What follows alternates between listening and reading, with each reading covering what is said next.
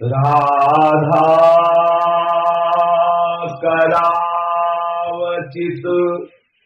पल्लव वल्लरी के, राधा पदांक विलसन मधुर स्थली के, राधा यशो मुखर मत खगावली के,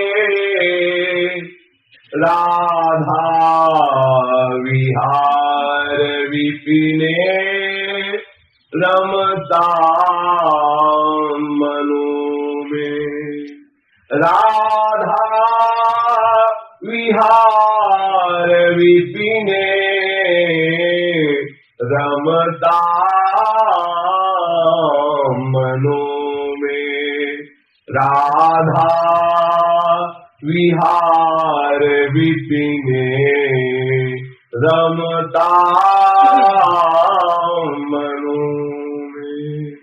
श्रीमद् वृंदावन धाम की है।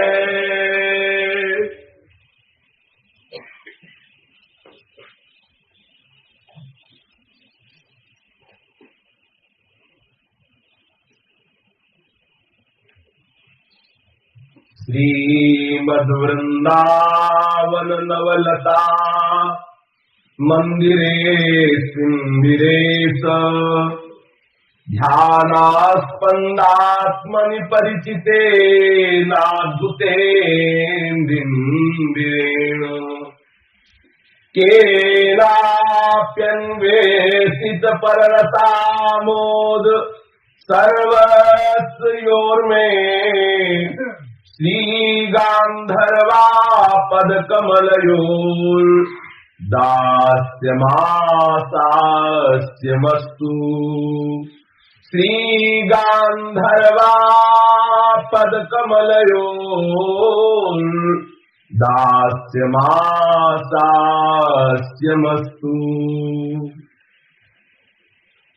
श्री वृंदावन के नवलता मंदिर में सुंदर सुंदर पुष्पों की सैया पर विराजमान कोई एक विशिष्ट अद्भुत तत्व जो युगल स्वरूप में विराजमान है, वो ऐसा है जो लक्ष्मीकांत के भी ध्यान का विषय है। श्रीपाद प्रबोधानंद जी देख पा रहे हैं कि श्री वृंदावन धाम में लता मंदिर में जो सुंदर सुंदर पुष्प सैया पर युगल जोड़ी खेल रही है, बोले कैसा परम अनिर्वचनीय तत्व है जिसका लक्ष्मीकांत भगवान भी ध्यान करते हैं। अब किसी की बात कैसे दिमाग में आएगी? यदि वृंदावन की रज का सेवन नहीं किया तो प्रायः लोग यही समझते हैं कि भगवान नारायण भगवान विष्णु के अंश से श्री कृष्ण का अवतार हुआ है। जो इस सिद्धांत को केवल जानते हैं कि भगवान श्री कृष्ण का अवतार नारायण या भगवान विष्णु के अंश से हुआ है और उनकी जैसे अनंत शक्तियां हैं वैसे एक राधा शक्ति है, भगवान शक्तिमान है, राधा शक्ति है, वो ये कैसे बात समझ सकते हैं कि भगवान लक्ष्मी नारायण के लिए भी दुर्लभ रस है। श्रीपति दुर्लभ आए तो ये दिन सुख ले। ये जो रस है श्री प्रति यद्यपि लग चाहे मन प्रवेश तिनहु को नाही। बड़े बड़े रसिक महापुरुषों ने ये अपनी प्रेममयी दृष्टि से देखा है। भगवान नारायण और लक्ष्मी जी के हृदय में भी झांक के देखा। जिसकी दृष्टि निकुंज के कुंज रंध्रों से श्री श्यामा श्याम के उन रस स्वरूप श्रीअंगों का, प्रेम स्वरूप श्रीअंगों का दर्शन करती है, अब उसकी दृष्टि में कोई ऐसी जगह, कोई ऐसी वस्तु, कोई ऐसा तत्व नहीं जो वो देख ना पाए। तो नवनिवृत्त निकुंज में त्रपित न मानत नयन कुंज रंध्र है अवलोकितन, यह सुख कहत बने न यह जो कृपा हरिवंश की। जो श्री हितजू की कृपा से नवनिवृत्त निकुंज में महान रसमयी लीला हो रही है, तो कुंज रंध्रों से जो दृष्टि देख पाई, उस दृष्टि में अब कुछ दुर्लभ बात नहीं हुई। सबसे बड़ी दुर्लभ बात ये देख ली तो महापुरुष जन ने देखा कि लक्ष्मी जी भी ललचा रहे इस रस के लिए और भगवान लक्ष्मीपति भी अंदर से लालायित थे इस रस के रसास्वादन के लिए। कई वाणियों में कई जगह ऐसा पाया गया, श्री बिहारी देव जी की भी वाणी में पाया गया, बड़े बड़े महापुरुषों की वाणियों में ऐसा पाया गया। आज देखो वृंदावन महिमामृत में श्रीपाद प्रबोधानंद जी कह रहे हैं कि भगवान लक्ष्मी कांत भी जिनका ध्यान करते हैं, लक्ष्मी कांत के भी ध्येय है कौन? श्रीधाम वृंदावन के नवनिवृत्त निकुंज में जो लता मंदिर है, उस लता मंदिर में पुष्पों की सैया में विराजमान जो गौर श्याम मनोहर जोड़ी खेल रही है, ये भगवान लक्ष्मी नारायण के भी ध्यान का विषय है। ये सर्व रसानंद है, सब रसों का सारभूत रस है श्री वृंदावन रस। श्री किशोरी जी के युगल पद्मों में जो श्री लाडली जी के गोरे चरणारविंद है, इन चरणारविंदों की दास्ता से बढ़कर कोई श्रेष्ठ पद नहीं है। श्री गांधारवा पद कमलयोर दास्य मास्यास्य मस्तु। मैं श्री लाडली जी के श्री चरण कमलों की दासी बनने की आशा लगाए बैठा हूं। श्रीपाद प्रबोधानंद जी कह रहे हैं, मेरी यही आशा है कि जो लक्ष्मी नारायण के भी ध्यान का विषय है, वो श्रीधाम वृंदावन की नवनिवृत्त निकुंज की लता मंदिर में पुष्पों की सैया पे विराजमान जो युगल जोड़ी खेल रही है, उस खेलती हुई युगल जोड़ी के जो गोरे चरणारविंद वाले श्री प्रियाजू है, हम उनकी दासी बनना चाहती है। प्रियाजू की हम दासी होना चाहती है, ऐसी हमारी आशा है। श्रीपाद प्रबोधानंद जी कह रहे हैं, चिंता रत्न प्रकर विलसत शरकरम सत्परागो मीलत पुंज प्रकट रसवत कृष्ण राधा पदांकम नाना वर्णोज्ज्वल मणिमयम चिद्रशा पाररोचि श्रीमद्वृंदा विपिन वर भूमंडलम संस्मरामि। आहा, इस भूमंडल पर विराजमान इस श्री वृंदावन धाम का हम स्मरण करते हैं।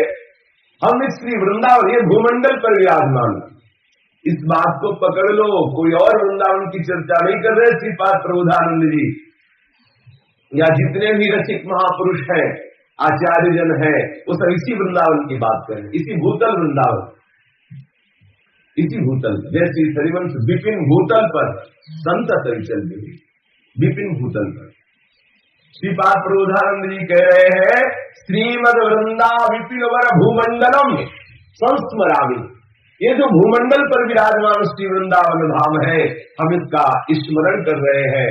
हम सम्यक रूप से वृंदावन का ध्यान कर रहे हैं, अर्थात हमारे मन में वृंदावन, हमारे प्राण में वृंदावन, हमारे चित्त में वृंदावन, हमारे अहम में वृंदावन, हमारी इंद्रियों में वृंदावन, वृंदावन वृंदावन ही हमारे अंतःकरण में छा गया है। ये सम्यक रूप से वृंदावन का स्मरण है।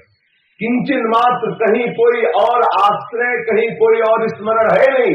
सम्यक रूप से वृंदावन का स्मरण, अर्थात मन बुद्धि चित्त अहंकार इंद्रिया एक एक वृत्ति वृंदावन में हो गई। श्रीपाद की कैसा है वृंदावन? बोले जहां का प्रति कंकड़ चिंतामणि के समूह को भी प्रकाशित करने वाला है। आहा, कैसी अद्भुत महिमा है। चिंता रत्न प्रकर विलस सत्सरकरम सत्परागो। बोले एक कोई भी कहीं का कंकड़ उठा लो वृंदावन में, वो कंकड़ में इतनी सामर्थ्य है कि जो चिंतामणि के समूह है, अगर एक चिंतामणि प्राप्त हो जाए तो जितने भी चिंतित पदार्थ हैं, एक चिंतामणि आपकी समस्त कामनाओं को पूर्ण कर देगी। अगर चिंतामणि का समूह प्राप्त हो जाए तो फिर विचार करो। और वृंदावन के एक कंकड़ में इतनी सामर्थ्य है कि वो चिंतामणि के समूह को प्रकाशित करने वाला है। चिंतामणि तो कामनाओं की पूर्णता के लिए पर्याप्त है, लेकिन ऐसे चिंतामणि के समूह को भी पावर देने वाला, सामर्थ्य देने वाला, प्रकाश देने वाला एक वृंदावन का कंकड़ है। ये महिमा देख पा रहे श्रीपाद प्रबोधानंद जी कि वृंदावन के कण की कितनी महिमा है, एक कंकड़ की कितनी महिमा है। आगे कह रहे हैं कि जो श्रीधाम वृंदावन की रज है, क्या है? बोले पराग है। ये पराग है। रज क्या है? पराग है। ब्रह्मेश्वरादि सुदुरूह पदारविंद श्रीमत् पराग परमाद्भुत वैभवाया सर्वार्थ सार रस वर्षी कृपार्ध दृष्टि सत्या नमोस्तु वृषभानुभो महीने। ब्रह्मा जी, ईश्वर भगवान शिव आदि आदि, ब्रह्मा और भगवान शंकर आदि के द्वारा भी जो सहसा श्री चरणारविंद नहीं देखे जा सकते, या जो बहुत दूर है चरणारविंद, वो चरण अरविंद अर्थात वो श्री चरण कमल का जो पराग है वो है रज। ब्रह्मेश्वराद सुदरूप पदारविंद श्रीमत पराग, जैसे कमल का पराग होता है, तो श्री प्रियाजू के श्री चरण कमल से जो रज स्पर्श हो गई वो क्या हो गई? पराग। श्री लाडली जी के चरण कमल का एक पराग है वृंदावन की रज। श्रीपाद प्रभुधानंद जी कह रहे हैं, बोले चिंता रत्न प्रकर विलसत छर करम सत्परागो नीलत पुण्य प्रकट रसवत कृष्ण राधा पदांकम। कोई कण ऐसा वृंदावन का नहीं है जिसमें राधा कृष्ण के चरण ना पड़े हो। कितनी बढ़िया बात है। अगर ये रोज रज हम अपने शरीर पर लगाते हैं तो रोज प्रियालाल की श्री चरण रज में हम स्नान करते हैं। एक बार ब्रह्मा जी ने जिन चरणों का प्रक्षालन किया तो त्रिभुवन को पावन करने वाली श्री गंगा जी प्रकट हो गई। आकाश में अलकनंदा, पाताल में नीचे मंदाकिनी और इस भूतल पर गंगा भागीरथी गंगा के रूप में प्रकट है। एक बार के धोवन का इतना बड़ा प्रताप। यहाँ तो कण कण में प्रियालाल कण में कोई ऐसा नहीं जहां उनके चरण चिन्ह न बने हों। कोई भी कण वृंदावन का नहीं ऐसा जहां श्री स्वामी जी और श्री लाल जी के चरण न पड़े हो। एक एक कण राधा कृष्ण के चरणारविंद, चरण कमल के पराग से युक्त है। अर्थात वृंदावन की रज का सेवन करने का मतलब प्रिया प्रीतम के श्री चरणारविंद के पराग का सेवन कर रहे। इसलिए बड़ी महिमा हर महापुरुष ने रज की, हर संप्रदाय के महापुरुषों ने की है। जरूर इस रज का सेवन करना चाहिए। एक बार कहने से तो समझ में आ जाए तो बढ़िया है, ना समझ में आए तो बार बार सुनने से आ ही जाता है मन में। जो बात हम बार बार सुनते ना वो आ ही जाता है। एक बार फिर सुन ले इस रज का कैसे सेवन करें। पहली बात तो स्नान करने के बाद निधिवन सेवा कुंज या परिक्रमा मार्ग कहीं की भी रज ले करके उसे कपड़े से छान लो, किसी पात्र में रख लो। स्नान करने के बाद जैसे सुगंधित द्रव्य लगाते हैं ऐसे इस रज को प्रणाम करके पूरे शरीर में लगा। इसके बाद गुरु परंपरागत जो तिलक लगाने का आदेश है उसे रज से ही करो, वृंदावन की रज से। जो सैया में आप सोते हैं उसमें कुछ रज डाल लीजिए, ऊपर से चद्दर डाल लीजिए, तो आपका रज शयन ही होगा। चाहे गृहस्थ हो चाहे विरक्त हो, वृंदावन के रज के पात्रों में ही प्रसाद पाया जाए। बड़े दिव्य रज में पात्र बहुत अंदर भाव प्रकट करने वाले हैं। इसमें किसी संप्रदायवाद की वार्ता नहीं। हम सब एक ही संप्रदाय के हैं, वृंदावन धाम के। हमारा एक ही उद्देश्य है श्री प्रिया प्रीतम को लाल लड़ाना, प्रिया प्रीतम का प्रेम रस प्राप्त करना। जितने वृंदावनवासी हैं सबका एक ही उद्देश्य है और होना चाहिए, श्री श्यामा श्याम को सुख पहुंचाना, श्री श्यामा श्याम की गुण गाना, श्री श्यामा श्याम के लिए प्राण धारण करना। तो श्री श्यामा श्याम की केली भूमि ये जो वृंदावन धाम है, इस ब्रज धाम वृंदावन धाम की रज के बने हुए पात्रों में पाने से बड़ा अंदर आह्लाद प्रकट होता है और भक्ति प्रेम लक्षणा पुष्ट होती है। जो प्रेम लक्षणा भक्ति वो पुष्ट होती है। इससे ये मतलब नहीं कि हम गृहस्थ हैं विरक्त है। यहाँ केवल हम जितने भी हैं सब वनवासी हैं, सब वृंदावनवासी हैं और सबका एक ही लक्ष्य है प्रिया प्रीतम का प्रेम प्राप्त करना, प्रिया प्रीतम के श्री चरणारविंद की सेवा प्राप्त करना। चाहे वो गृहस्थ हो चाहे यहाँ गृहस्थी और विरक्ति का भेद नहीं, यहाँ आसक्ति का मतलब है आप कितने आसक्त है प्रिया प्रीतम में। तो हमें हर समय प्रिया प्रीतम से जुड़े रहने वाली ये जो रज है ये बहुत प्रेम प्रदान करने वाली, बहुत सामर्थ्यशाली है, ये बहुत ही कीमती रज है। प्राण देने पर ये मिलने वाली नहीं है, पर ऐसी की कृपा लाडली जी की हो गई इसलिए हमको इस रज में वास मिल गया। जरूर रज का सेवन करना चाहिए, इसमें किसी संप्रदाय में निषेध नहीं किया गया। जितने भी रसिक महापुरुष इस रज में रहे हैं उनको इस रज की महिमा का अनुभव हुआ है और सबने इस रज का सेवन किया है।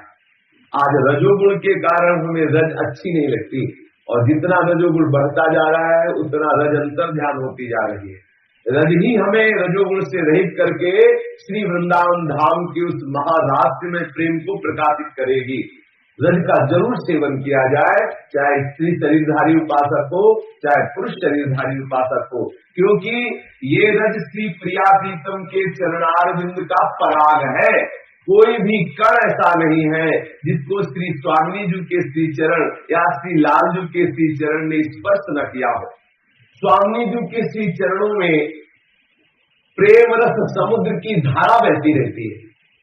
साक्षात प्रेम रस समुद्र विराजमान स्वामी जी के चरणों में, इन श्री चरणों से प्रेम रस की धारा बहती रहती है। जो रज श्री स्वामी जी के चरणों से स्पर्श हो गया वो प्रेम रस में डूबा हुआ है। अगर उस प्रेम रस से युक्त रज को हम अपने शरीर पर लगाएंगे तो निश्चित प्रेम प्राप्त हो जाए, निश्चित। इस रज की अद्भुत महिमा है। श्री लाल जी के श्री चरणारविंद में वो अमोघ आनंद विराजमान है, वो अमोघ शक्ति विराजमान है कि अनंत जन्मों के पाप एक क्षण में नष्ट कर देने वाले हैं।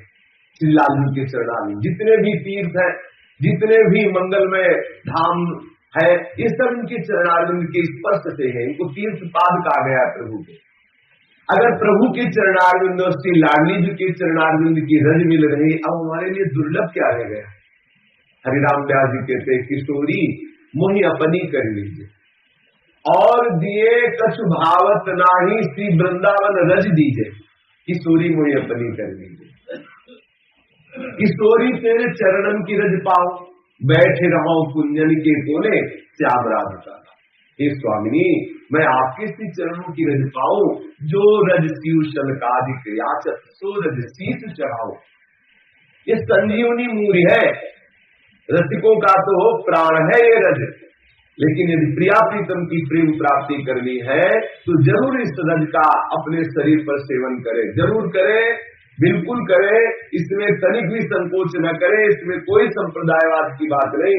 हम सब वृंदावनवासियों को प्रिया प्रीतम का प्रेम रस चाहिए। देख लो, चाहे जिस संप्रदाय के हो, और प्रेम रस प्रदान करने वाली वृंदावन की रजरानी है। रजरानी का जरूर सेवन करो, संकोच मत करो। ऐसा रजोगुण छा गया। प्राय लोग प्रणाम करते हैं तो 5 अंगुली होती ना, 4 को समेट लेते हैं, एक से ऐसे स्पर्श करते हैं, उसको ऐसे करके फिर ऐसे करते हैं। हमने देखा है, पैंट और सूट वूट पहने, सत्संग सुना रज की महिमा, तो 5 अंगुली छू न पाए रज, इसलिए ऐसे समेट लेते हैं। एक अंगुली से ऐसे स्पर्श करते, फिर उसमें भी झटका लगा देते जिससे रज रहेगा, और फिर ऐसे करते हैं। मतलब कि रज का स्पर्श न होने पावे, क्योंकि रजोगुण आ जाएगा। अरे इस रज में लोटो तभी प्रेम प्राप्त। देखो शास्त्रीय सिद्धांत भी है। रघुगण को जब श्री जड़भरत जी ने उपदेश दिया तो जड़भरत जी की तरफ रघुगण ने प्रश्नवाचक दृष्टि से देखा कि आपने जिस विशुद्ध इस भागवत धर्म का उपदेश किया, ये हमारे हृदय में कैसे स्फुरित हो। तो श्री जड़भरत जी ने कहा, रघुगणित तपसा नयाति न चेज्या न निरूपणा गृहाद्वा न छंदसा नैव जलाग्नि सूर्यो बिना महापाद रजोभिषेकम। बिना महापुरुषों की चरण रज से अभिषिक्त हुए, ये सूर्य की उपासना से, जल की उपासना से, अग्नि की उपासना से, गृहस्थ धर्म की उपासना से, यज्ञ करने से, वेदाध्ययन से, ये विशुद्ध बोध धर्म बिना महापुरुषों की चरण रज से अभिषिक्त हुए नहीं प्राप्त हो सकता। जब भागवत धर्म बिना महापुरुषों की चरण रज का अभिषेक किए हमारे हृदय में स्फुरित नहीं हो सकता, तो ये प्रेम, विशुद्ध प्रेम, वृंदावन का प्रेम, ये तो अति दुर्लभ बात है। इसलिए जरूर रज का सेवन आप कुछ दिन करके देखो। हाँ, माया जरूर भयभीत करवा देगी आपको कि कुछ दाने पड़ने लगे जब से रज लगाया।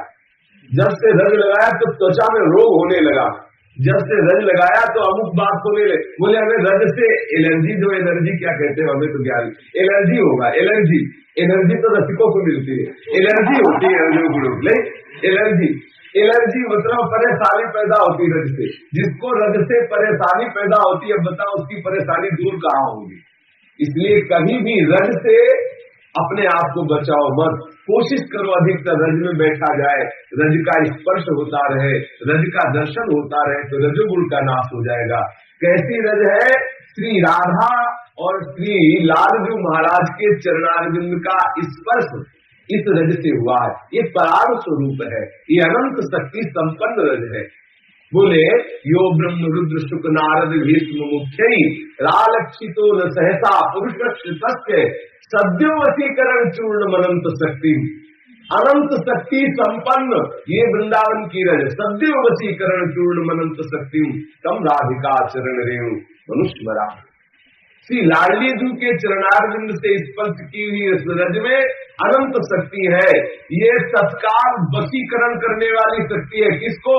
बोले जो ब्रह्मा शंकर रुद्र भीष्म आदि जो मुख्य मुख्य जन है, जो अपने ध्यान में सहसा नहीं लक्षित कर सकते, वो अलक्षित श्री लालजू महाराज को तत्काल वश में कर ले। ये वृंदावन की जो रज है, ये प्रियाजू के श्री चरण से स्पर्श होने के कारण ये अनंत सामर्थ्यशाली रज है।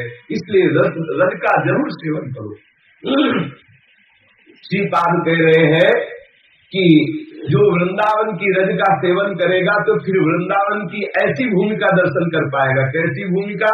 बोले नाना वर्णोज्ज्वल मणिमयम कीदृशा पाररोचि श्रीमद वृंदा विपिनवर भूमंडलम संस्मरामि। उज्जवल उज्जवल मणियों से, रत्नों से, नाना प्रकार के ऐसे दिव्य रत्न, दिव्य मणि, दिव्य हीरा, दिव्य ऐसे ऐसे आभूषण जिनसे बनते हैं, ऐसे दिव्य दिव्य रत्नों की भूमि है वृंदावन की। अलग अलग कुंजों की, अलग अलग रत्नों की भूमि है। कहाँ का वृंदावन? बोले भूमंडलम स्मरामि, यही वृंदावन जिसपे अपने लोग बैठे हैं। बस रजरानी की कृपा हो, रजोगुण नष्ट हो और हमारे हृदय में प्रेम की दृष्टि आवे तो यही वृंदावन दिखाई देने लगेगा। इसलिए श्रीधाम वृंदावन का वास करते हुए इस रज का सेवन करने की बहुत आवश्यकता है। कैसे भी हो हमें श्री वृंदावन धाम का जरूर वास करना है। सकल आयु, ये जो अपने लोगों को एक मन में स्फुरणा होती रहती है माया की कि अभी ये कर्तव्य कर्म करना है, अभी ये कार्य करना है, अभी वो कार्य करना है, इसी का जो चिंतन करते रहते हैं वो अपने परमार्थ से भ्रष्ट हो जाते हैं या उनको परमार्थ मार्ग मिलता नहीं है। पक्की बात समझ लो। वृंदावन में भी आकर के ऐसे ऐसे प्रपंच की वार्ता में उलझे रहते हैं, पूछो मत। सत्संग तो काटने को दौड़ता है उनको, क्योंकि सत्संग कर लेंगे तो प्रपंच नष्ट हो जाएगा, इसीलिए प्रपंच सत्संग होने नहीं देता।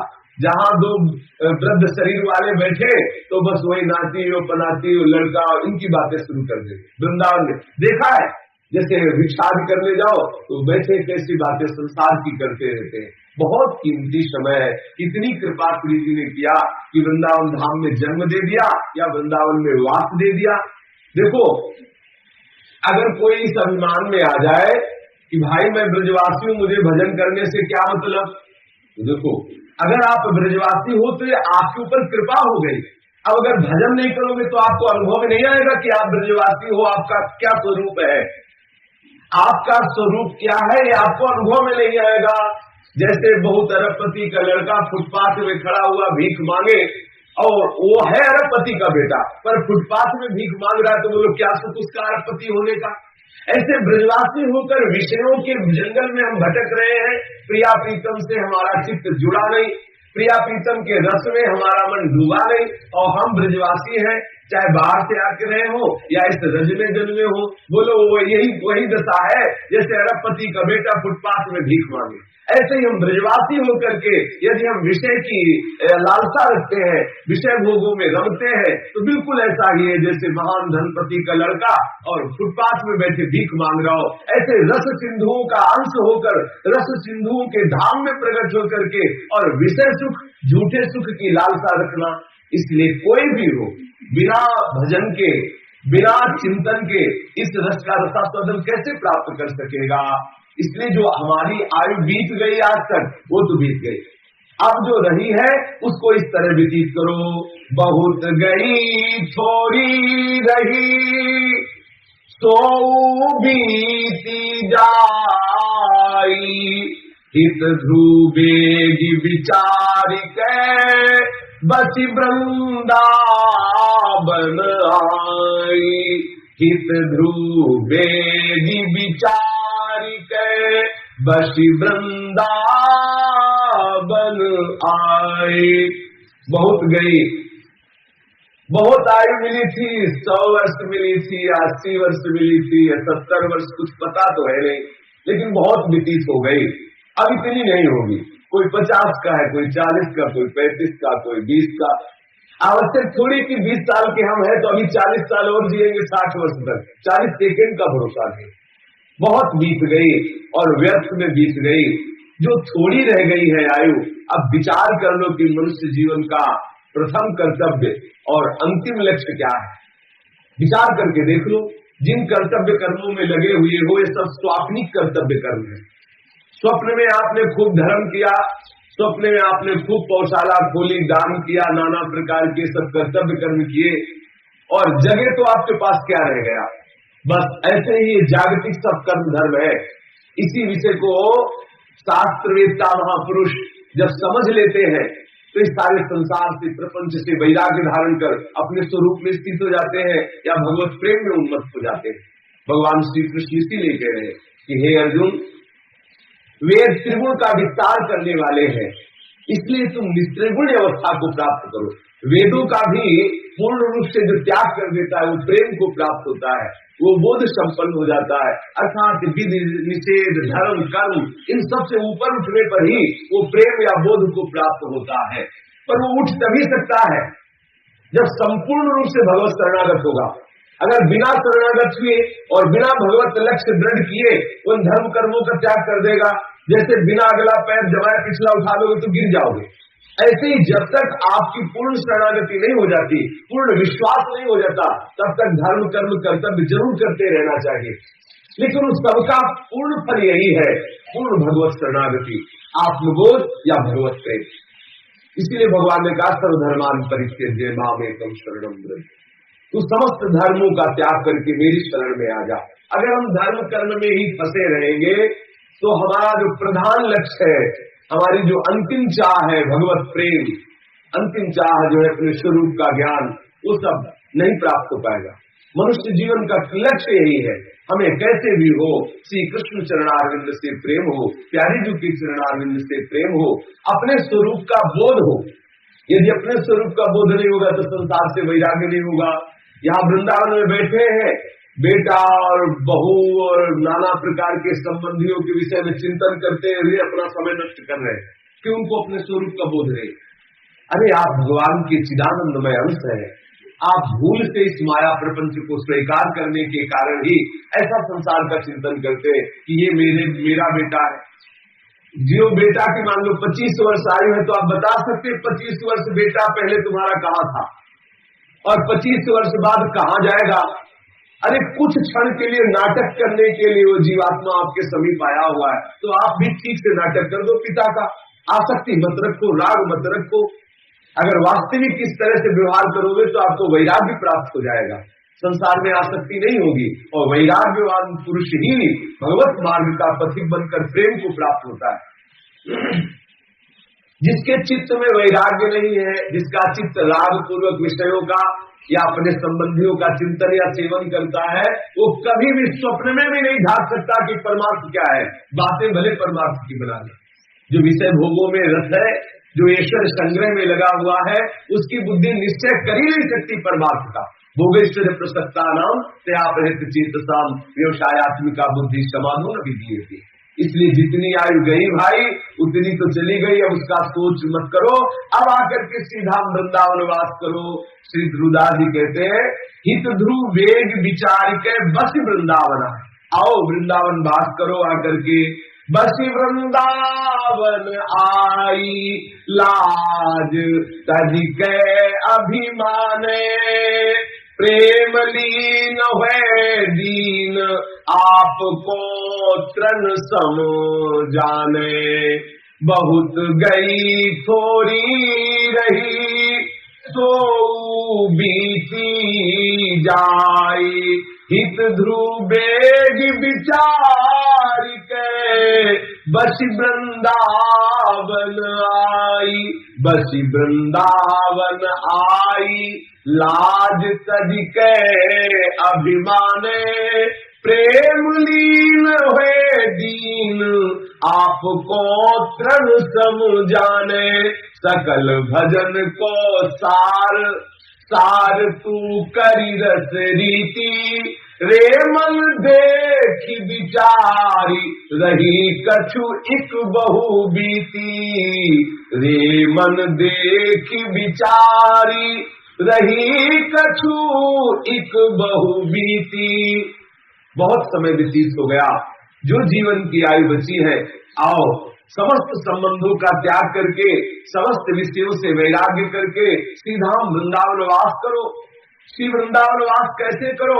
लज्जा का त्याग करके, भगवान नाम जपने में, भगवान नाम कीर्तन में, प्रभु के सामने नृत्य करने में, प्रभु के लिए कंठी तिलक धारण करने, प्रभु के लिए अपने आचरण, अपने जीवन को बिल्कुल सात्विक बनाने में यदि लज्जा लगे, संकोच लगे, उसका त्याग कर दो। किंचन मात्र अभिमान न हो। यह अभिमान बहुत घातक है। भगवान बचावे कभी ऊंचे कुल में जन्म न हो, सदैव नीचे कुल में जन्म हो। भगवान बचावे कभी उत्तम विद्या प्राप्त न हो, कभी धन न प्राप्त हो, कभी सुंदर रूप न प्राप्त हो, कभी ऐसा यौवन प्राप्त न हो जो भगवान की भक्ति से विरुद्ध कर दे।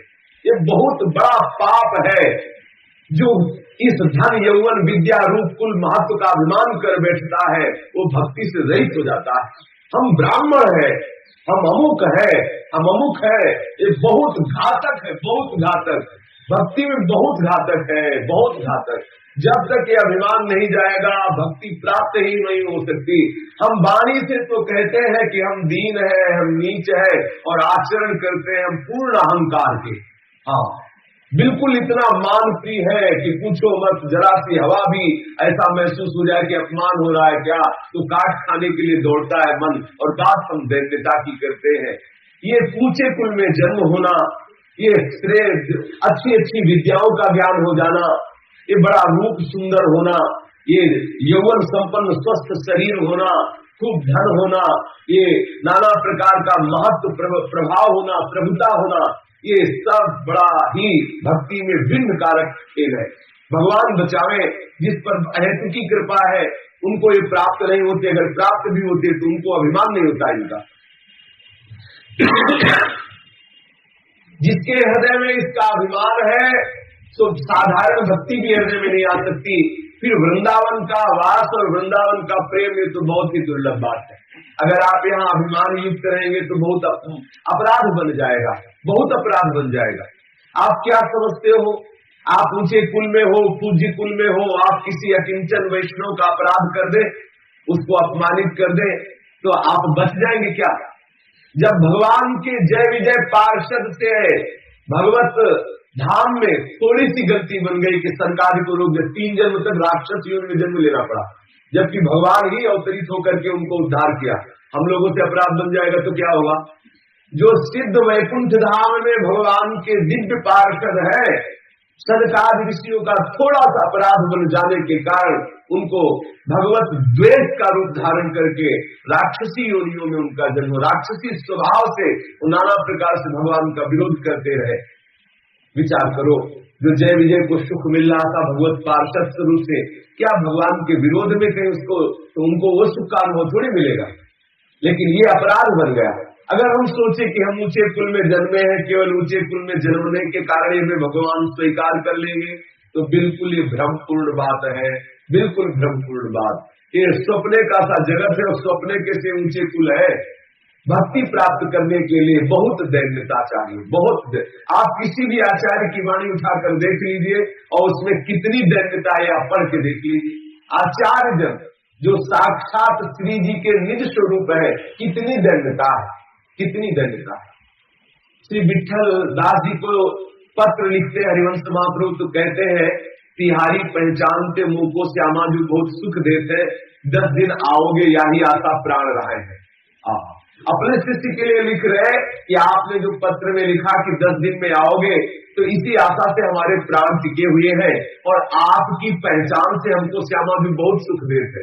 आपकी पहचान बलिहारी, कितनी दैन्यता। और कह रहे क्वाहम तुच्छा परम अधमा प्राण हो गर कर्मा, कहा मैं तुच्छ अधम अपराध करने वाला। ये देखो आचार्य की कैसी वाणी, वास्तविक दैन्यता है, वास्तविक दैन्यता है।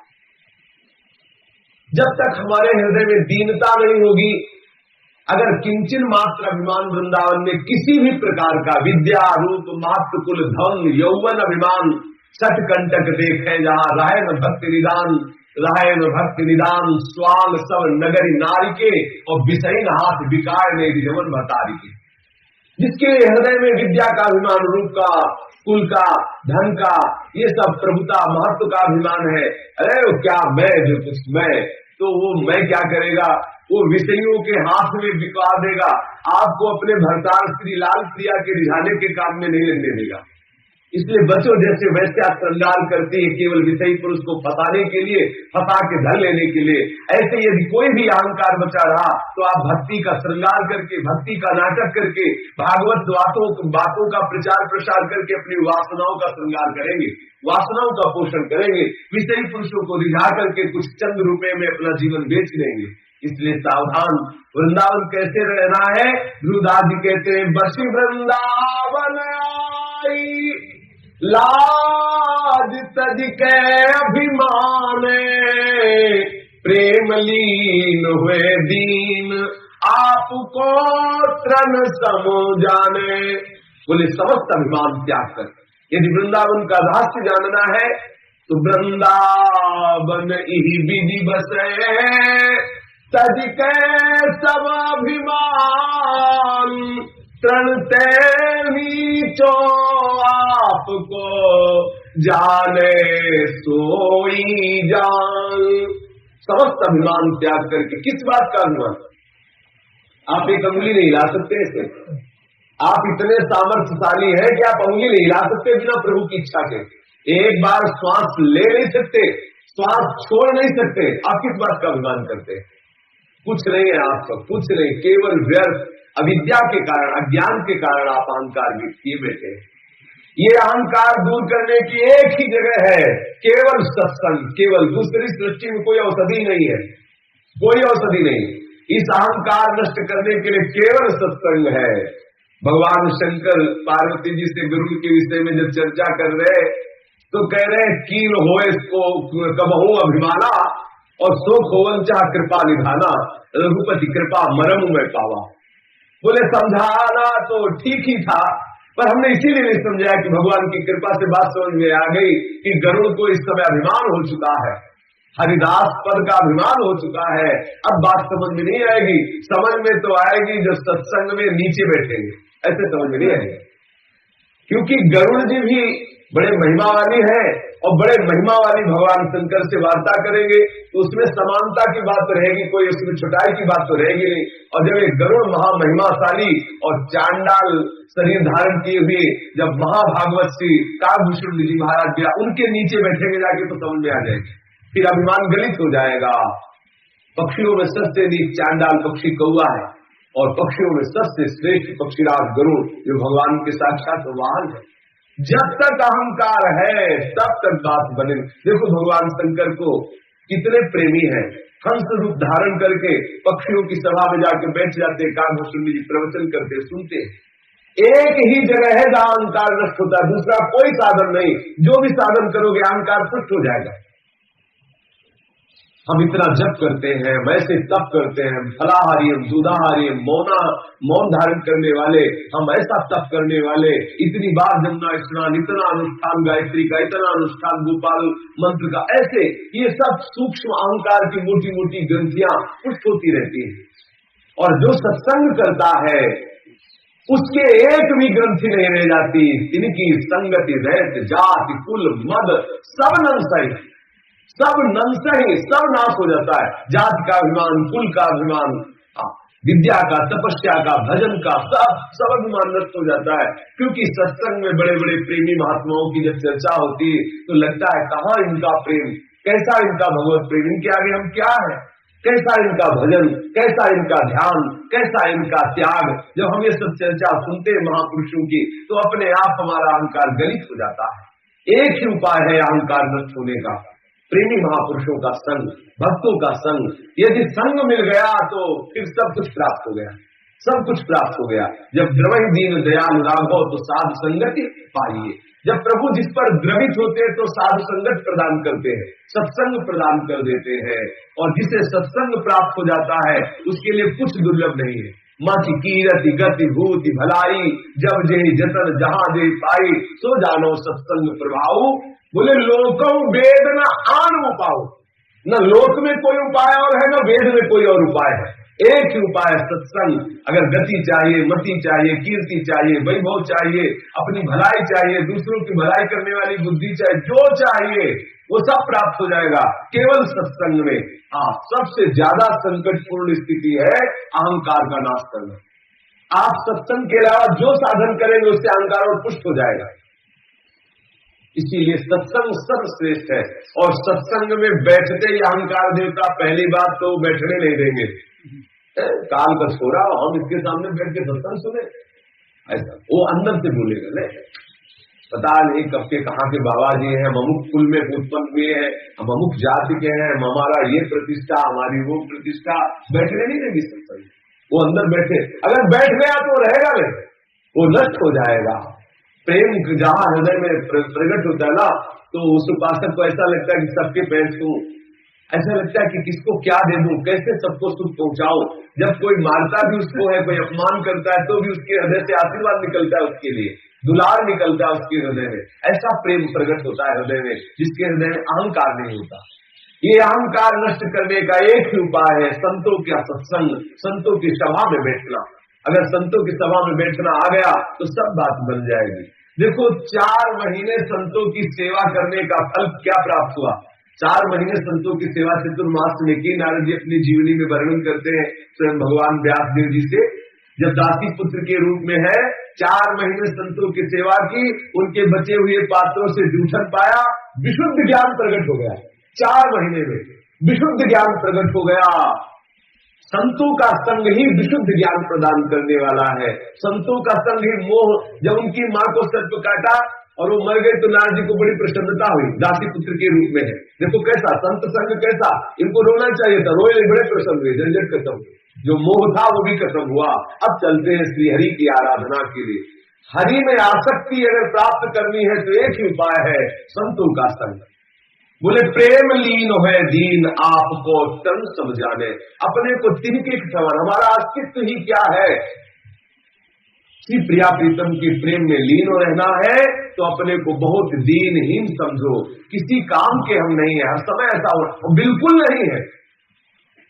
कोई सामर्थ्य हो तो बताओ, अपने किए क्या हो रहा है।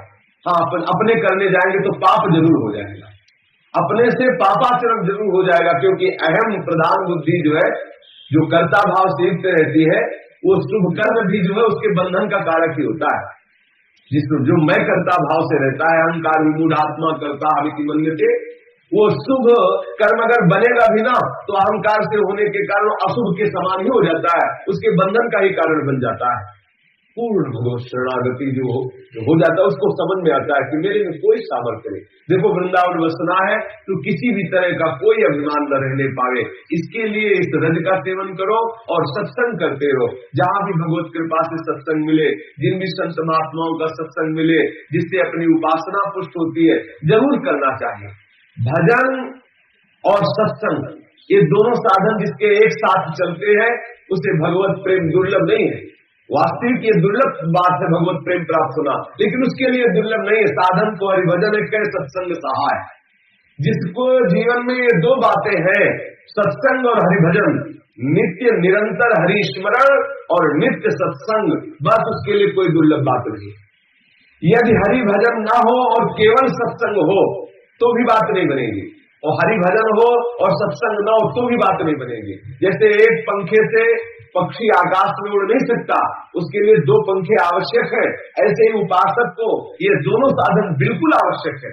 केवल हरिभजन करेगा और सत्संग नहीं होगा तो जो मोटी मोटी अंदर ग्रंथियां हैं वो खुल नहीं पाएंगी, बनी रहेंगी अंदर।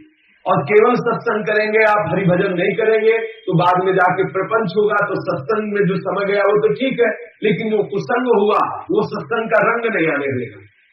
जो सत्संग नहीं करते, भजन करते हैं, तो एकांतिक भजन करने पर भी कुछ ऐसे दोष रहते हैं जो पुष्ट होते रहते हैं। वो सत्संग के द्वारा ही, संत समागम के द्वारा ही नष्ट होते हैं। सत्संग और भजन न हो तो कुसंग हो जाएगा, और कुसंग सत्संग का रंग नहीं चढ़ने देगा। इसलिए दोनों साधन बिल्कुल आवश्यक है, हरिभजन निरंतर और संत महापुरुषों का संग, साधु संग, सत्संग और हरिस्मरण, यही दोनों साधन महापुरुषों ने सब शास्त्रों में घुमा फिरा के यही निश्चय किया गया है। इसी से भगवत प्रेम की प्राप्ति या आत्म स्वरूप का ज्ञान जो चाहे वो प्राप्त हो जाता है। सकल भजन को सार सार तू करी रस रीति, रे मन देख विचार रही कछु एक बहुरीति। अरे मन तू विचार करके देख ले, समस्त सारों का सार प्रेम, और प्रेम का सार स्वरूप है प्रिया प्रीतम के चरणारविंद की सेवा, लाडली लाल को आठों पैर सुख पहुंचाना। ये वृंदावन का जो भजन है, ये प्रेम का सार भजन है। इसलिए इसी भजन में, इसी रस रीति में अपना मन लगाओ, सीधा वृंदावन श्रीधाम वृंदावन का वास करो, अखंड वृंदावन वास करो, प्रिया प्रीतम के चरणारविंद की सेवा करो, इसी रज का सेवन करो। बाहर जाने की बात भी मन में न सोचो, जितनी आयु बची है उसी को सार्थक कर लो, क्योंकि यहाँ का प्रत्येक कंकड़ चिंतामणि के समूह को प्रकाशित करने वाला, प्रत्येक रजकण श्री श्यामा श्याम के चरणारविंद का स्पर्श किया हुआ सुंदर पराग है, जो प्रेम को प्रवाहित करने वाला है। ऐसे श्रीधाम वृंदावन में वास करो, और बात करते हुए भक्ति के 64 अंगों को धारण करो। भक्ति के 64 अंगों में अपने चर्चा कर रहे हैं। 35वां भक्ति का अंग है निवेदन, विज्ञप्ति। विज्ञप्ति 3 प्रकार की है, संप्रार्थ, बोधिका और लालसामयी। बहुत ये भक्ति के जो 64 अंगों में अगर एक भी अंग ठीक से धारण कर लिया जाए तो उतने से काम बन जाएगा। पीछे अभी कल आप सुने पूरे जो पीछे 34 भक्ति के अंग। अभी 35वां जो अंग है ये विज्ञप्ति है, निवेदन करना, अपने हृदय की बात निवेदन करना। निवेदन 3 प्रकार से है, एक प्रार्थना रूप से है, एक दैन्यता का भाव लाकर प्रभु से निवेदन करना है, और तीसरा है अपने हृदय की लालसा प्रभु से निवेदन करना है। तो प्रार्थना कैसे प्रभु से करनी है और क्या करनी है, प्रभु से क्या प्रार्थना करनी है, ये इसमें श्रवण करते हैं। श्री हरि से प्रार्थना करनी है, जैसे ध्रुव जी प्रार्थना कर रहे हैं, भक्तिम प्रवहता त्वयि में प्रसंगो भूयादनंत महता ममलाशयानम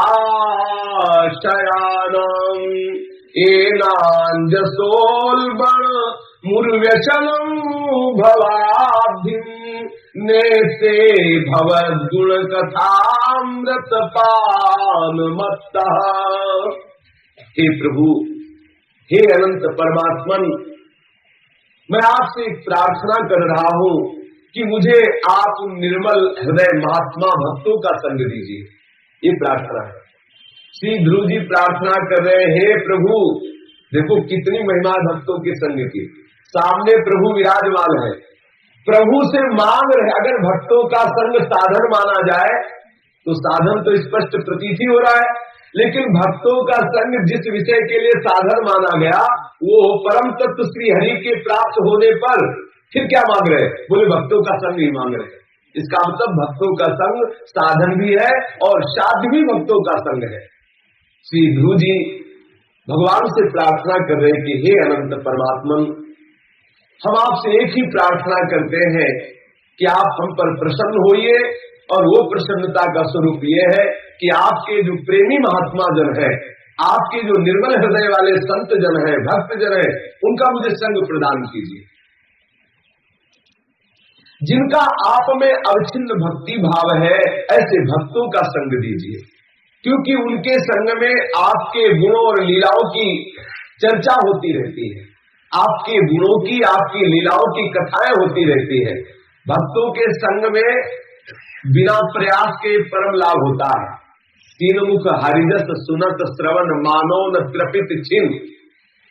बोले उनके मुख से बिना किसी प्रयास के, आपको प्रयास नहीं करना पड़ेगा, भक्तों का संग कीजिए।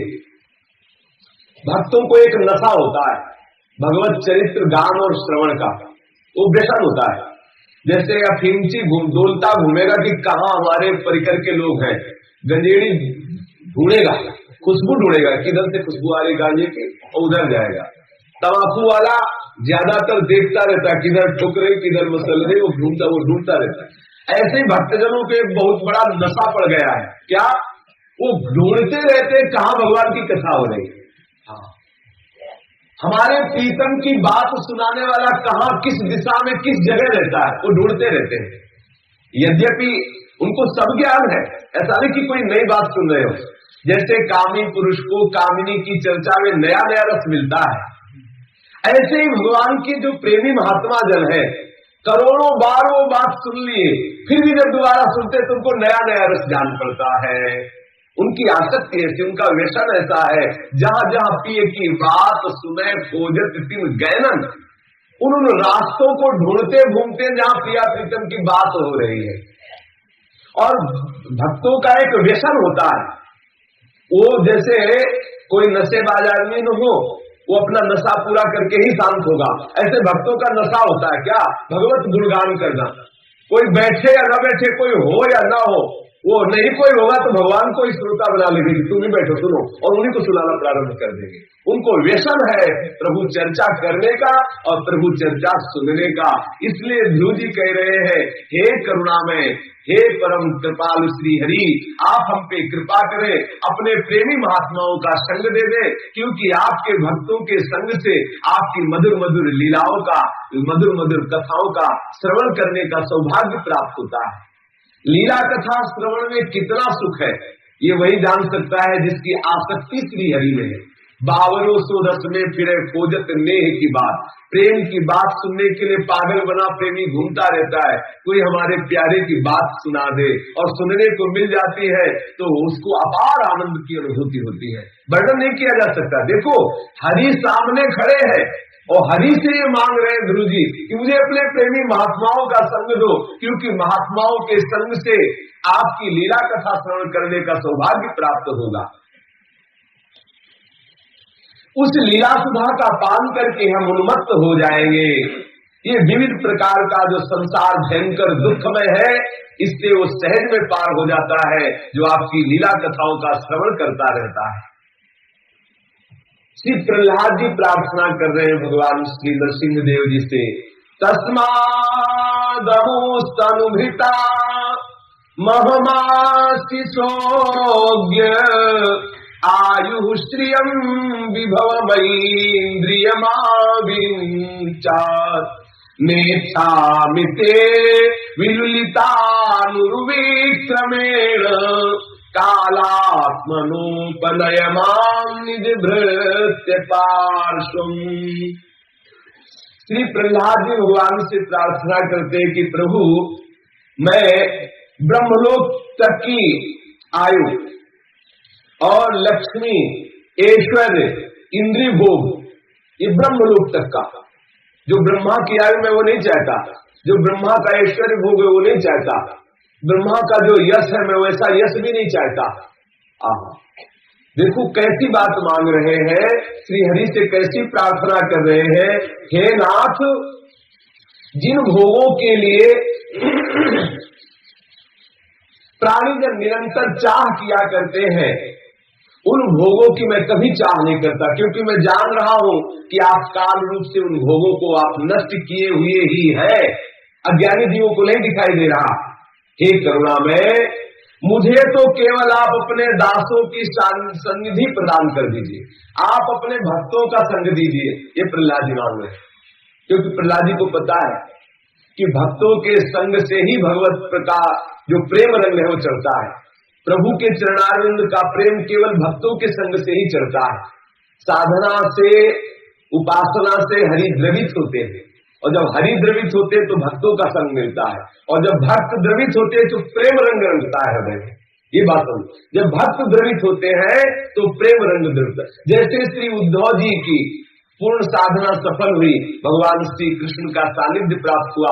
भगवान श्री कृष्ण जब द्रवित हुए तो गोपियों का सानिध्य प्राप्त हुआ, और जब गोपी जन द्रवित हुई तो उद्धव प्रेमी महात्मा बन गए, प्रेमी बन गए। भक्त जब द्रवित होता है तो भगवत प्रेम प्राप्त होता है। भगवान किसी को स्वयं प्रेम प्रदान नहीं करते, यद्यपि वो सर्व सामर्थ्यशाली है, पर भगवान अपने भक्तों को ये यश देते हैं। भगवान किसी को भी प्रेम देते हैं तो भक्तों के द्वारा दिलाते हैं, क्योंकि वास्तविक भगवत प्रेम भक्तों के समीप ही विराजमान है।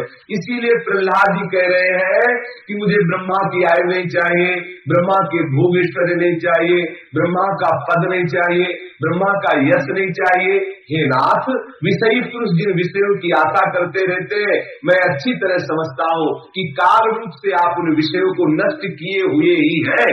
मुझे तो आप अपने प्रेमी महात्माओं का संग दे दीजिए, जो आपके भक्त जन है उनका आप मुझे संग दे दीजिए। नान्यथा ते अखिल बुरो घटेत करुणात्मनः यस्त आशीष आशास्ते न सभृत्यः स वै वणिकु आशासानो न वै भृत्यः स्वामिन्याशिष आत्मनः न स्वामी भृत्यतः स्वाम्यो मिच्छनयो राति चाशिषः अहं त्वकामस्त्वद्भक्त त्वं च स्वाम्यनपाश्रयः नान्यथेहावयोरर्थो राजसेवकयोरिव यदि राशिषु मे कामान् वरास्त्वं वरदर्शभ कामानां हृदय संरोहं भवतस्तु वृणेवरम्। नाथ, आपने जो कहा कि वरदान मांगो, तो मैं समझता हूं कि आपका ऐसा बोलना परीक्षा के लिए ही है। परीक्षा किसी और कोई कारण नहीं दिखाई दे रहा। आप अपने भक्तों की परीक्षा के लिए ही ऐसा कहते हैं कि वरदान मांगो, क्योंकि आप परम दयालु हैं। आप वरदान देकर भक्तों को इस माया जाल में नहीं फंसाएंगे। जो आप कहते हैं भक्तों से कि वरदान मांगो, इसको हम यही समझते हैं कि आप अपने भक्त की परीक्षा के लिए ऐसा कहते हैं। आपसे जो सेवक अपनी कामनाओं की पूर्ति चाहता है वो सेवक नहीं, वो तो लेन देन करने वाला बनिया है, वणिक है। प्रेमी जन प्रभु से कभी कुछ मांगते नहीं है, प्रभु को देते हैं। क्या देते हैं? आशीर्वाद देते हैं। देखो कितनी अनुपम सामर्थ्य प्राप्त हो गई, कैसी सामर्थ्य प्राप्त हो गई कि प्रभु के भजन से निष्काम भाव प्राप्त हुआ, और निष्काम भजन से ऐसे प्रेम की सामर्थ्य प्राप्त हुई कि आशीर्वाद देते, प्रियालाल को आशीर्वाद देते हैं, आचार्य को आशीर्वाद देते हैं, अपने गुरु को आशीर्वाद देते हैं, चिरजीवो तारानंदन आशीर्वाद देते, प्रियाजू को, लाडली जो थारो अविचल रहो जो सुहाग आशीर्वाद देते, लालजू को आशीर्वाद देते।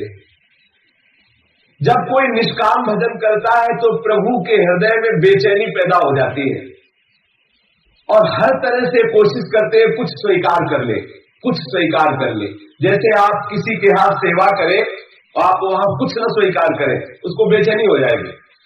आप वस्त्र स्वीकार कर ले, आप कुछ स्वीकार, आप कुछ न ले, फिर और वो परेशान हो जाएगा।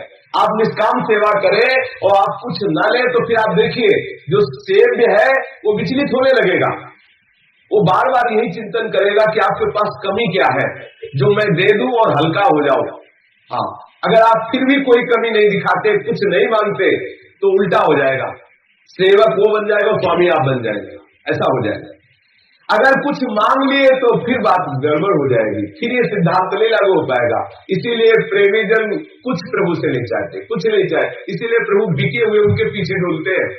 हाँ, जहां मेरा भक्त चरण रखे वहां रखूं हाथ, पीछे पीछे मैं फिरूं, कभी न छाड़ो साथ। निरपेक्षम मुनिम शांतम निर्वैरम समदर्शनम अनुब्रजाम में हम नित्यम हुए भी।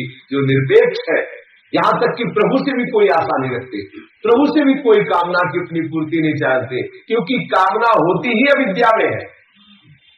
आप विचार करके देख लीजिए, शरीर संसार को स्वीकार करने पर ही वरदान और कामना की आसक्ति होती है। जो अपने आनंदमय स्वरूप का जरा भी दर्शन कर पाया, या जिससे जरा भी स्वरूप ज्ञान होता है, वो वरदान किस लिए मांगे, किसका वरदान मांगे। हाँ, अगर कभी मांगने की इच्छा हुई तो जैसा प्रहलाद जी मांगने की आज्ञा हुई, तो जैसे प्रहलाद जी कह रहे हैं कि कामानाम हृदय संरोहम भवतस्तु वृणे वरम, हमको यही वर दीजिए कि हमारे हृदय में कोई कामना ही न रह जाए। किस बात की? झूठे संसार की मांग प्रभु से। हमारे लड़का हो जाए, हमारे फैक्ट्री चलने लगे, हमारे अमुक का, ये प्रभु से मांगो।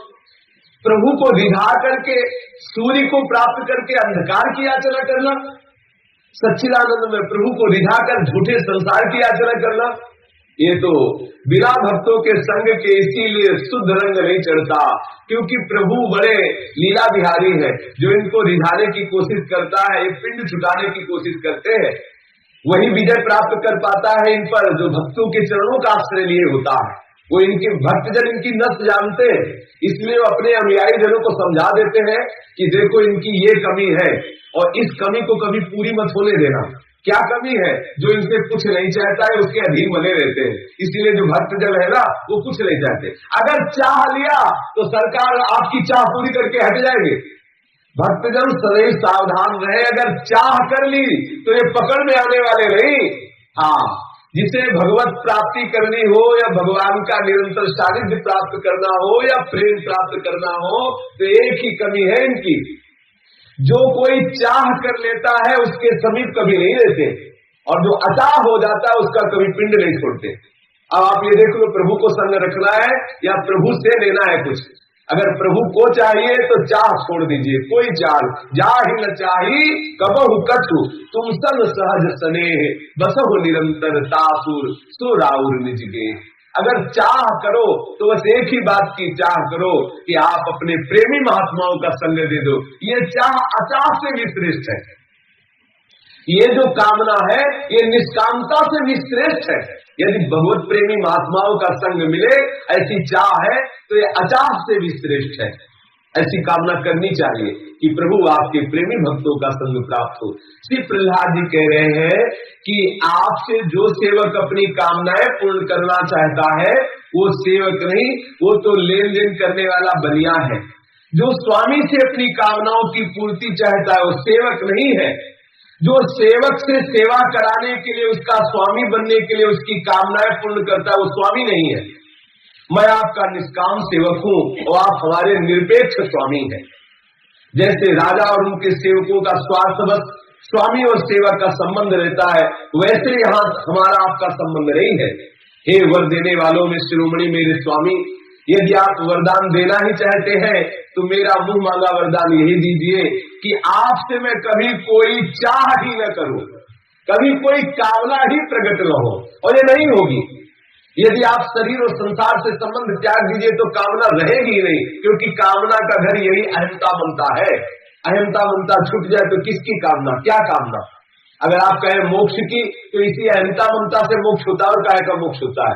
ना आत्मा का कभी बंधन हुआ था न कभी होगा, स्वरूप का कभी कोई बंधन न हुआ था न होगा। भ्रमवशात अहंता ममता करने के कारण ही बंधन में है। मोक्ष कोई अलग वस्तु नहीं है, आप मुक्त स्वरूप ही है। संसार को स्वीकार किए हुए हैं, बांधे हुए हैं अपने मन से इस संसार को, इसीलिए आप बंधे। कैसे बंधे? बोले बंधे हो कीर मरकट की नहीं। तुलसीदास जी ने कहा है जड़ चेतन ग्रंथ पड़ गई यद्यपि मृषा। बंधन ये बिल्कुल झूठा है, पर वो ऐसे ही है अभ्यासवश। जन्म जन्म से संसार में राज कर लिया। एक धोबी अपने गधे को ले गया और घाट में कपड़े डाला, देखा तो रस्सी भूल गया गधे के बांधने के, तो उसने जैसे रोज गधे को बांधता था वैसे ही हाथ से 2 बार उंगली घुमा दी पीछे वाले पैर में और आगे वाले पैर में घुमा दी और चला गया। अब गधा वहीं खड़ा है। कपड़े धोने के बाद जब लौट के आया तो गधे को हाँक रहा है लेकिन चल ही नहीं रहा। 2-4 घंटे लगा लेकिन फिर भी नहीं चल रहा। उसने सोचा बात क्या है, उसको ध्यान आया कि अच्छा मैंने बांधने का नाटक किया। अब उसने खोलने का नाटक किया। जब खोलने का नाटक किया तो गधा भाग पड़ा। बस ऐसे ही हम बंधे, यद्यपि मृषा, यद्यपि वो बंधा नहीं है लेकिन अभ्यासवश भ्रम से अपने को बंधा बांध रहा है। अगर बंधन छोड़ दे छुहारे आदि चना आदि तो छूटा हुआ ही है। अगर हम सब स्पर्श रूप रस गंध रूपी विषय छोड़ दे भोगना तो आज ही हम मुक्त हैं। आत्मा कभी बंधन को न प्राप्त हुई है न कभी प्राप्त होगी। नित्य मुक्त है हमारा स्वरूप, लेकिन संसार को स्वीकार करने के कारण तो कामना या वरदान की चाह संसार की कामना से हुई होती है। ये लिख के दे रहे हैं कि किसी को स्कूटर या बाइक रास्ते में खड़ी है, जिस किसी को आवश्यकता है, जिस कभी महाराज की गाड़ी आती तो कृपा करके किसी की स्कूटर या बाइक रास्ते पे हो तो उसको हटा लें। आप अपना देख लीजिए। श्री राधा वल्लभ लाल की। तो प्रभु से हमें प्रार्थना कभी सकाम नहीं करनी, प्रभु से हमें यही प्रार्थना करनी है कि हे नाथ, आप कृपा करके मुझ अधम को अपने भक्तों का संग प्रदान करो। देखो, इसमें हमारे यहाँ राधा वल्लभी संप्रदाय में भोलानाथ जी एक बहुत प्रेमी महापुरुष अभी 50 वर्ष पहले हो गए, बड़े अद्भुत प्रेमी महापुरुष हुए। वो कैसी प्रार्थना कर रहे हैं?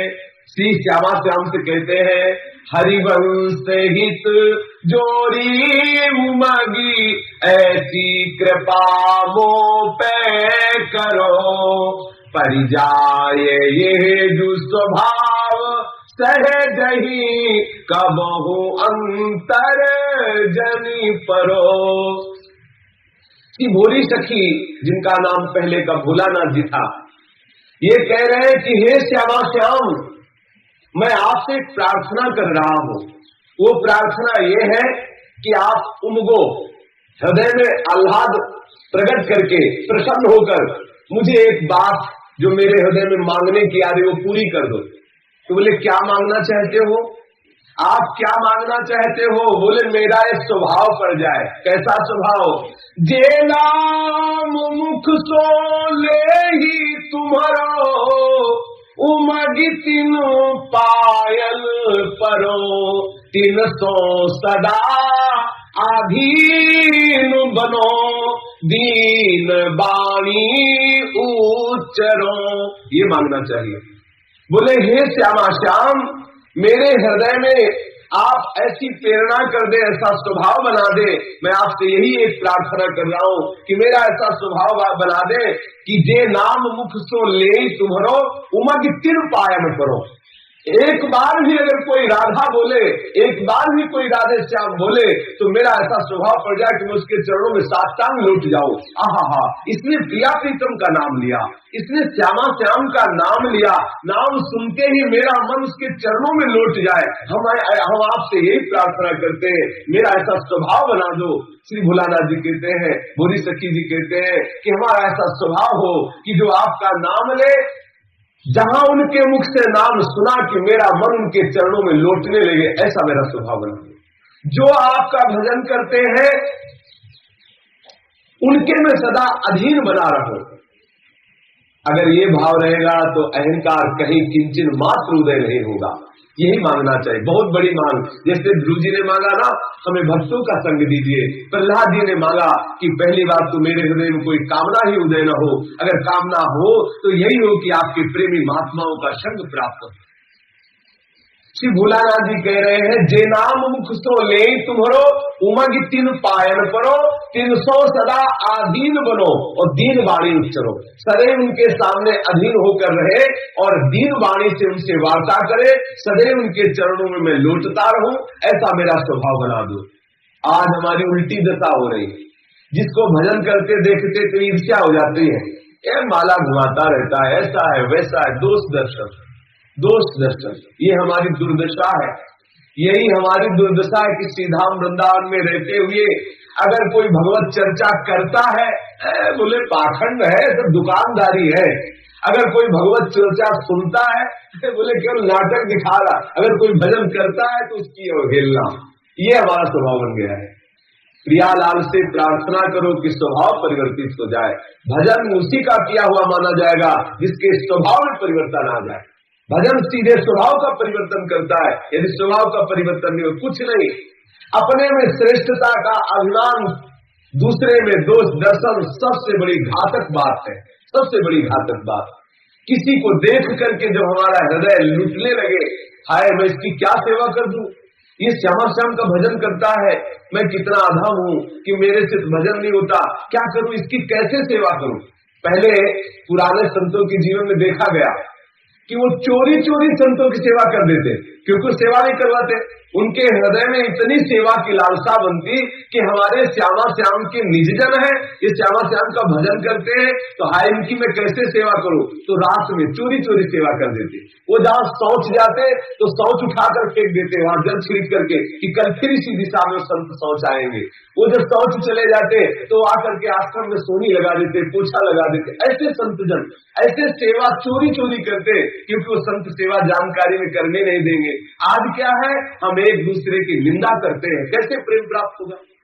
एक बार जो राधे श्याम उच्चारण करें तो हे प्रियालाल हमारे हृदय का ऐसा स्वभाव बना दो कि हम उनके चरणों में लौट जाए, उनके सदैव अधीन रहे जो आपका भजन करते हैं, सदैव उनके सामने दीन वाणी से बोले, कभी कठोर वाणी अहंकार भरी वाणी उनके सामने न निकाले। छविदावरी देखत उमगी जे नैन जल भरला वही, तिन दरस इकटक करत कबहू नैन ममु न अघावही, तिन दरस इकटक करत कबहू नैन ममु न अघावही। हे प्रियालाल, जो प्रेमी जन आपके दर्शन करके आंसू बहाते रहते हैं, मुझे आपके दर्शन नहीं, उन प्रेमी जनों के दर्शन चाहिए जो आपके प्रेम में डूबे हुए आंसू बहाते हैं। मैं रात दिन एकटक उनका दर्शन करता हूं। भोलानाथ जी देखो कैसी बात मांग रहे, जो आपके दर्शन में डूबे हुए हैं। क्यों? क्योंकि मैं आपका दर्शन करके भी उसका रस नहीं ले पाऊंगा, और जब आपके प्रेमी रसिक जनों का संग करूंगा तो मुझे वो नेत्र प्राप्त हो जाएंगे जिससे आपके दर्शन का सुख प्राप्त होगा। इसीलिए सीधे आपके दर्शन नहीं मांग रहे, वो कह रहे आपके प्रेम में डूबे हुए, आपके रूप में डूबे हुए जो रसिक जन जिनके नेत्रों से अश्रु बहते रहते हैं, मैं रात दिन एकटक निर्निमेष नयनों से आपके प्रेमी महात्माओं का दर्शन करता रहूं। आप ऐसी हम पर कृपा करें, हमारी यही प्रार्थना है। जे प्रीति सो रस रीति के मृदु गीत उमगत गावही, ते प्राण हूँ के प्राण लागे सदा ही मम भावही, ते प्राण हूँ के प्राण लागे सदा ही मम भावही। जो प्रेम से आपके रस भरे गीत गाते डोलते रहते हैं, ऐसे रसिक जन जो आपकी लीलाओं का गायन करते रहते हैं, हमारी आसक्ति ऐसी हो कि प्राण से भी वो प्यारे लगे, प्राण के भी वो प्राण लगे जो आपकी लीला का गायन करने वाले हैं। सबसे ज्यादा प्राण ही प्रिय होते हैं, देह प्राण के प्रिय कछु नहीं, सबसे ज्यादा प्राण प्यारे होते हैं। बोले ऐसे प्राणों के भी वो प्राण हो, रसिक जन जो आपकी लीला का गायन करते रहते हैं, जो रस भरे डोलते रहते हैं आपकी लीला गायन करते हुए, वो हमारे प्राणों के प्राण बन जाए, ऐसी आप हम पे कृपा करें। अपराध मन क्रम बचन तिल के कबहु दिल करवाइयो, जैसे लहे सुख सोई करो यह बुद्धि जिये उपजाइयो, जैसे लहे सुख सोई करो यह बुद्धि जिये उपजाइयो।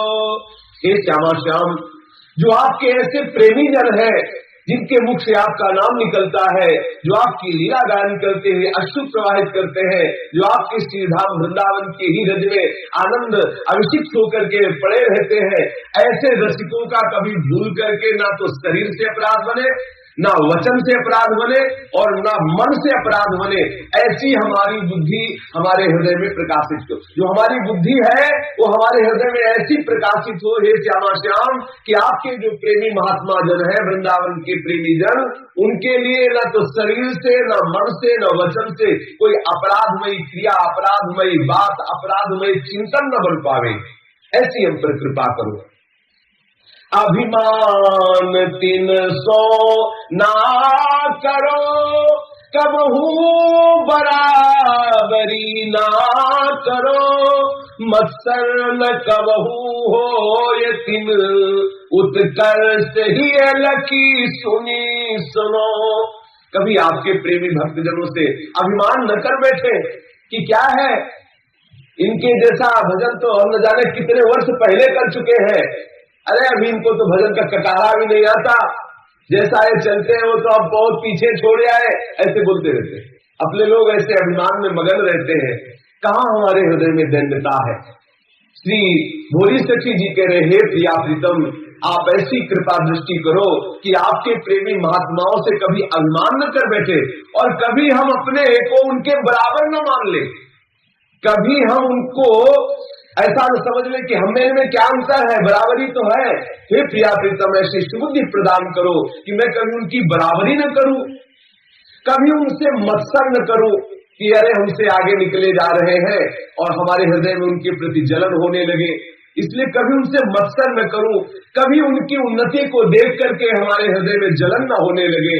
हे करुणा सिंधु, आप हमारे हृदय में ऐसी सामर्थ्य प्रदान करें, जो त्रास कोटिन देहि मोको, शस्त्र ले मारही, तो भाव बढ़ तो ही रहे, जियलेस दुख माने नहीं।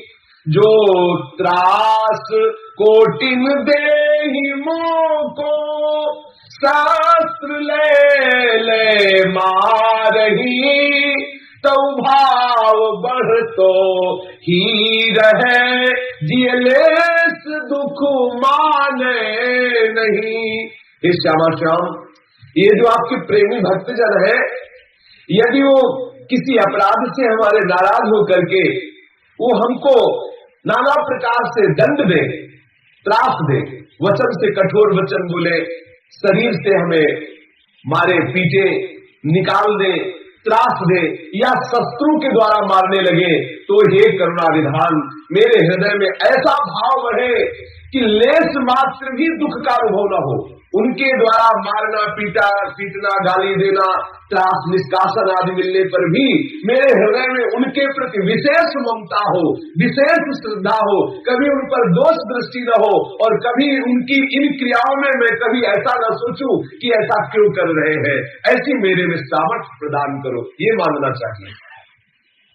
नर नारी साधु असाधु, राजा रंक जी में ना धरो, जन रावरे जिय जान मैं तो दौड़ पायन ही परो, जन रावरे जिय जान मैं तो दौड़ पायल ही परो।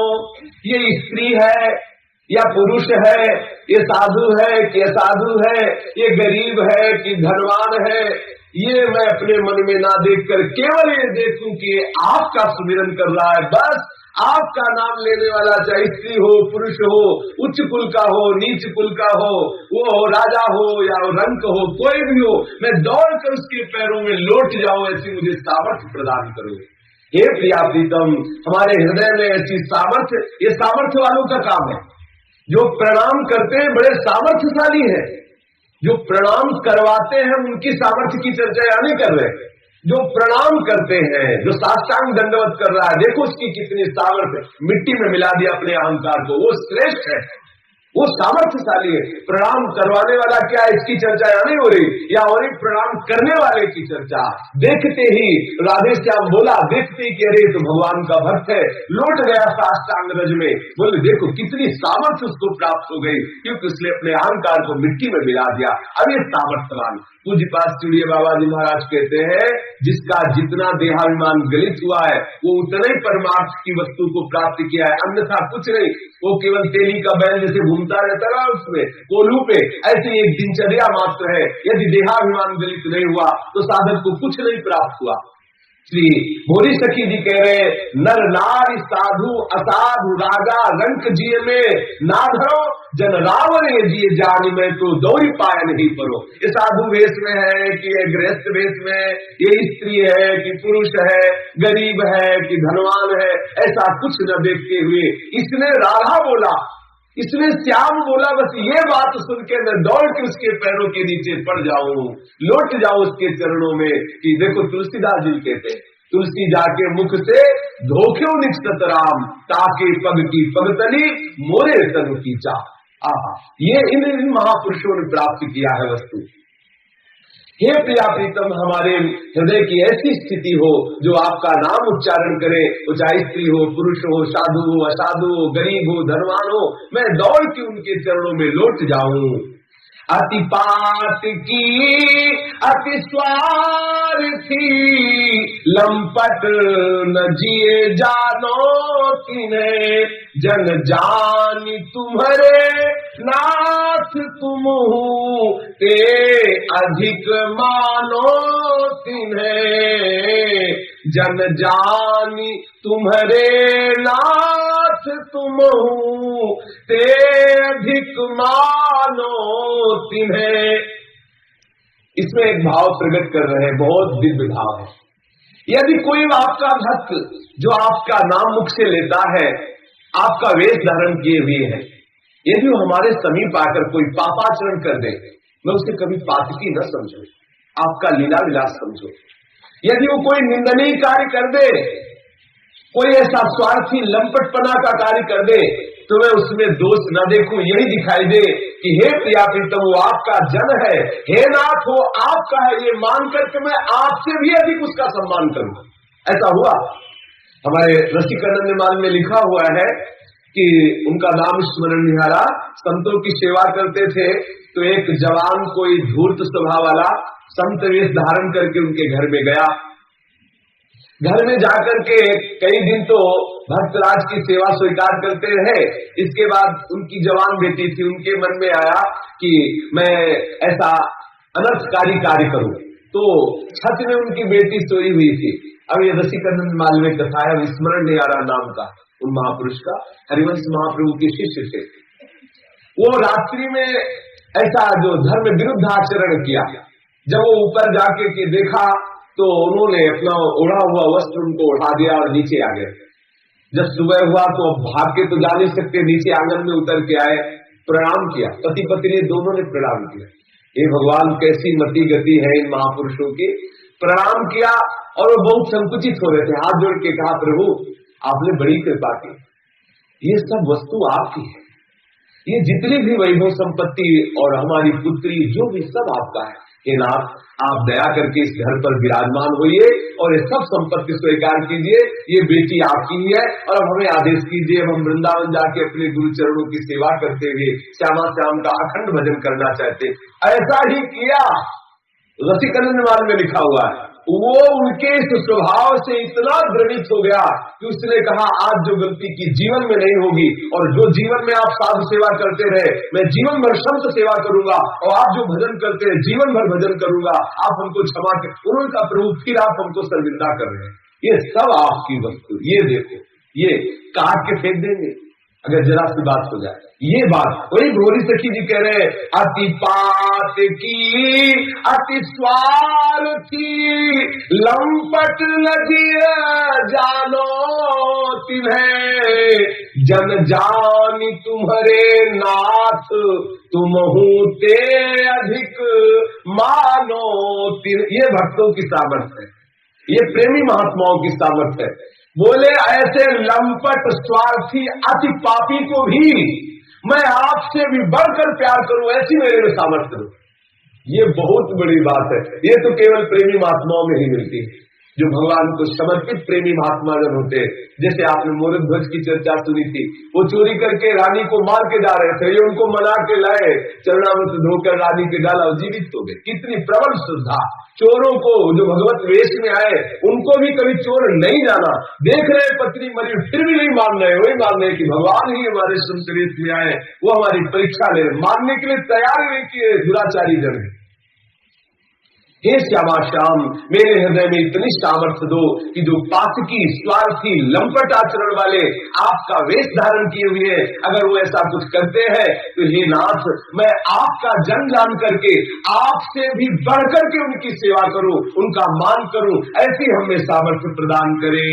मोसो सदा सुख ही लहे, मोह पे कृपा नित ही करे, यह बीनती साची करो, मेरी नवे सुधि बीसरे।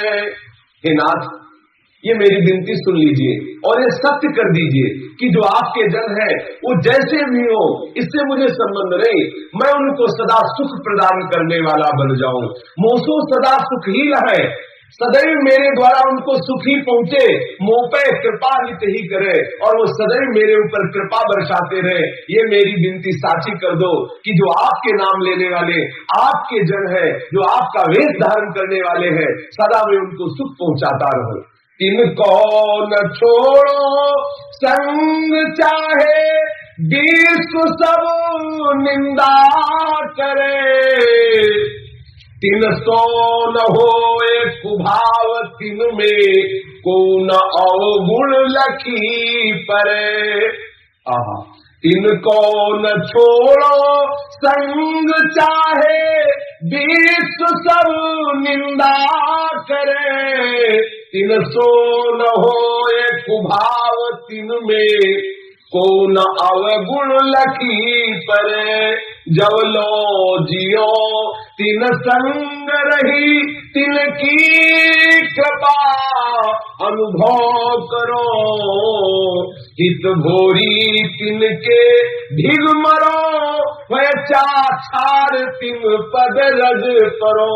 कितनी बड़ी बात कह रहे, हे करुणा निधान श्यामा श्याम, आप हम पर ये कृपा करो कि आपके जो भक्तजन है कभी उनका संग न छूटे, चाहे सारी विश्व की जो सामर्थ्य है वो हमें हटाने के लिए एक साथ आ जाए तो भी मैं ना हटूं, चाहे पूरा विश्व निंदा करे उनकी या हमारी, तो भी उनके और हमारे के बीच में प्रेम संबंध कभी कड़वा न हो, कभी हमारा उनका प्रेम संबंध न छूटे, चाहे पूरा विश्व निंदा करे।